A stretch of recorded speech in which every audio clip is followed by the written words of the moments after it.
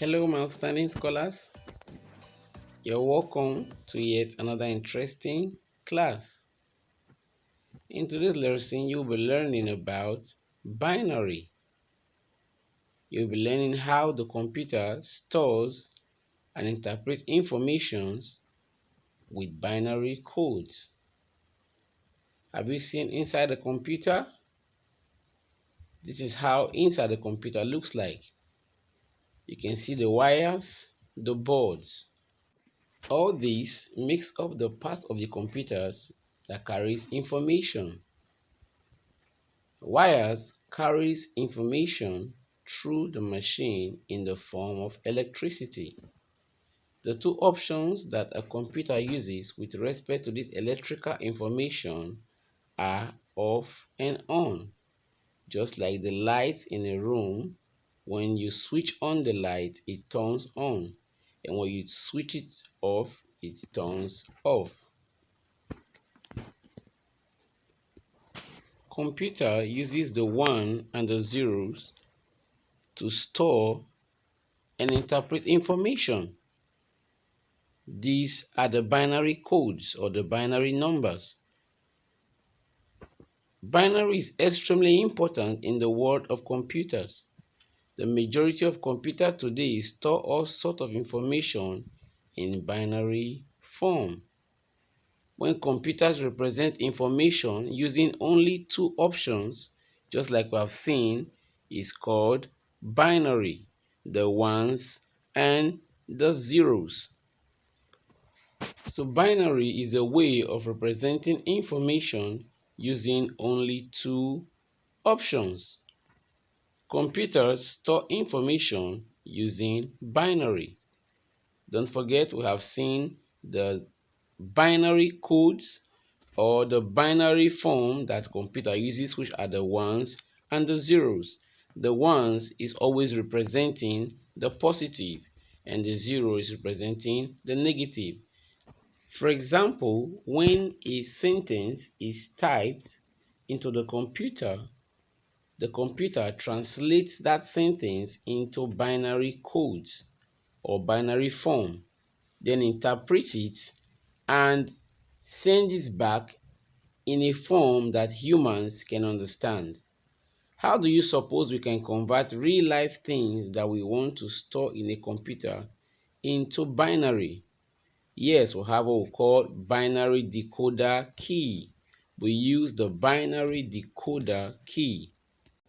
This key helps to show us how the computer interprets or stores information. Now, for example, I type the letter A.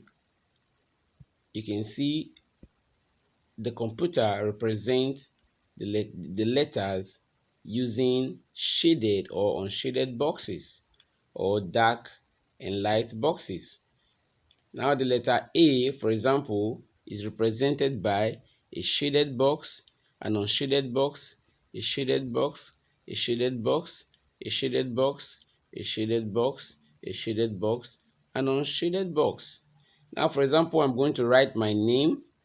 This is how the computer is going to store my name using each of the boxes representing the letters of my name. Now, for example, I type letter H. In letter H here, you have a shaded box, an unshaded box, a shaded box, a shaded box, an unshaded box, a shaded box, a shaded box, a shaded box. Now, this is how the computer represents each of the letters using shaded or unshaded box. The information is interpreted and sent back to human in a way they can understand. Now, this is letter A. How many boxes represent letter A? Let's count. We have 1, 2, 3, 4, 5, 6, 7, 8. There are 8 boxes, or we can say 8 spots representing letter A. Now this 8th box, there is a way it is called. there is a name for this 8 box representing letter A, and what do we call it? Each spot where you have a binary option is called a binary digit, or bit for short. So we call each of that spot or each of that box a binary digit. Do you know what a grouping of 8 bits is called? When you group the 8 bits together, they are called a byte. A grouping of 8 bits is called a byte. These are terms used for information stored by a computer. A grouping of 4 bits is called a nibble. A grouping of 4 bits is called a nibble. That is when 4 bits are grouped together. Now you are going to carry out the activity of making a binary bracelet. You can as well use this to code your name. It's a lovely steps of learning how the computer stores and interprets information using binary codes. Now this is a pictorial example of the binary code used by the computer. Now for example, you want to write your name, you take a look or a sheet of this binary code. As you spell out your name, you use the beads, different beads or colors of beads to represent each of the boxes, representing each of the letters. Now we are going to take a look at a simple activity exercise using the binary coding key.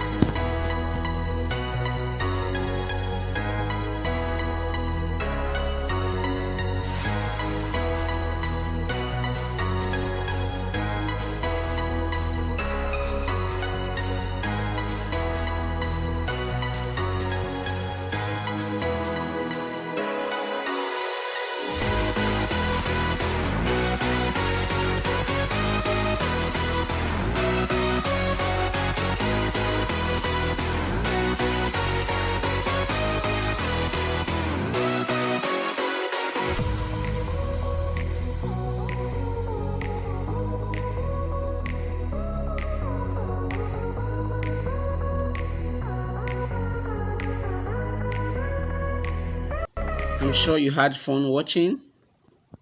Hope to see you in my next lesson. Bye.